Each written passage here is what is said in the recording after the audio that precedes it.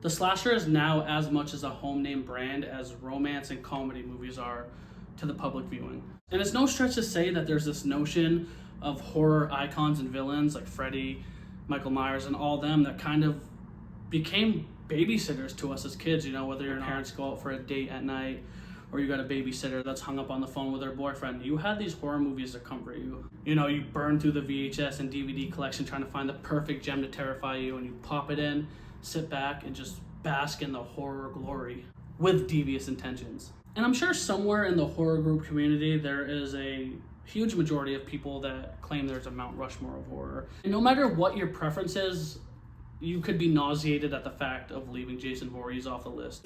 I'm going to throw up. I think I'm going to throw up. Don't throw up. At least a second close runner-up. But you're not invited.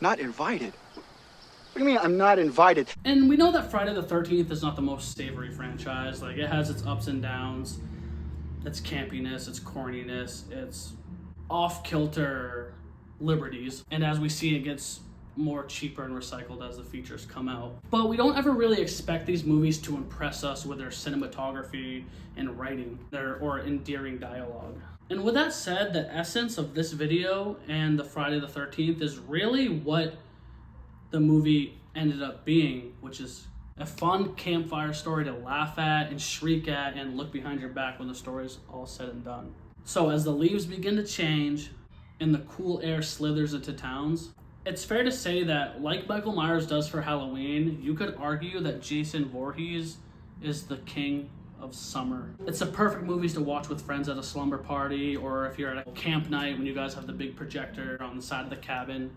Friday the 13th just embodies summer as a whole. So with that said, goodbye summer and hello fall. And today, on the season finale of Phantom of the Indie Review, we are going to be talking about one of my favorite horror movies of all time. And don't be mad at me that I chose this one, the remake of Friday the 13th. Violence, freaks of nature, well then come on. You're all gonna laugh. Let's talk about why I like this remake so much. I could have chose the original classic. But for me, this remake does what others don't do, and I feel like it genuinely fleshes out the Jason Voorhees character and turns it into a property that is worth continuing. For example, the introduction scene. The first 15 minutes sets up an entire introduction with a group of characters that you start to slowly invest in until they start getting picked off one by one, and then you find out that that is just the intro of the movie. Like I just watched all of that and there's still an hour and 20 minutes left. This is crazy. Because some of the characters at the beginning, even though they have their faults and they are a bit tropey, they are very endearing characters, and right off the bat they just start getting slaughtered and you're like, all right, this Jason shows no mercy. A huge thing for me too is, like I said, fleshing it out in a timely manner too, where they don't necessarily piece it in for convenience or, you know, jam pack it into the feature length film. They show the chronicling of Jason. They show the homage of Jason Voorhees' mother at the beginning, which I know you got to be a fan to kind of grasp what's happening.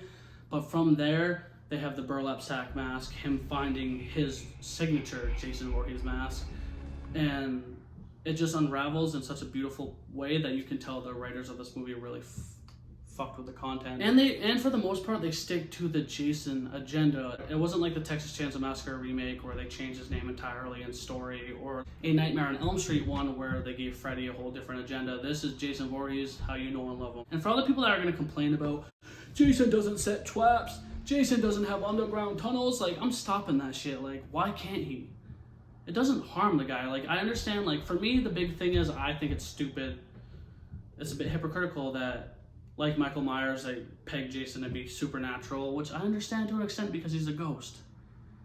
But if he was the ghost of a kid in the first place, how is he grown up? So is he a ghost? But like the fact that he sets these traps and has these tunnels underground that helps him get across the camp quicker, like, I have no problem with that. If anything, I think it really develops his character more and makes him smart and more dangerous. One of my flaws with the intro, though, I will say, to start the movie, is that scene where Jason's running up with the axe and he's about to hit the girl, and then it goes boom, Friday the 13th. You're like, that was crazy. Wait. Spoiler alert, she ends up surviving and being in the movie later on. So what, he just ran up with that axe and was like, I'm set. Because at that full force he was going at, there's no way he could have stopped, dude. There's no way he would have fucking shattered her. And then the movie starts, and it shows a man on a mission trying to find his sister, the one who survives the bludgeoning. And he's motorcycling around Camp Crystal Lake trying to find her, getting in trouble with cops, posting up flyers, and at a store, he runs into a group of young adults who he talks to about his sister, and right off the bat, these are the new characters of the film. And they got the tropes, the shy, lovable final girl, the jock, the promiscuous one, and then a couple, modern, early 2010 tropes along the way. And right off the bat, you're like, dude, the jock's a douchebag. It's not me. This guy's being a dick. Yeah, it's me. Obviously, I'm the one being a dick. He doesn't care that the girl's missing, and you're like, whatever, dude, I'm rooting for Jared Padalecki anyways. Like, Supernatural. I didn't really watch that show.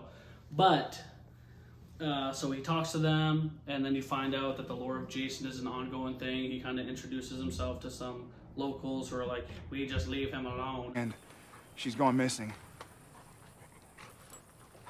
She ain't missing. She's dead. What? People go missing around here, they're gone for good. Outsiders come, they don't know where to walk. They bring trouble. They just won't be left alone, and so does he. And that's kind of cool that there's like an acknowledgement of Jason Voorhees, that he is this urban legend, not just to the campers, but the town around him. The guy who plays Jason Voorhees in this movie, Derek Mears, is along the lines as Andrew Bernowski from the Texas Chainsaw Massacre 2003, is terrifying, like just huge, statuing, bulky dude, and that's what you want Jason Voorhees to be, not like an average looking guy, like a fucking hulking menace, and that's terrifying. So if they do another one, please bring back him. All in all, it's a great movie. The kills are there, they're not really that inventive, but they're serviceable, and they're not too straight to the point. Here's a machete from Jason. Like, I feel like they go outside the box, and then they also dial it back in for a Jason Voorhees movie. It's a good time. Yeah, so I could have chose the original one, but I chose this one because it's more near and dear to my heart. I saw it in theaters, and I was like, this movie's gas.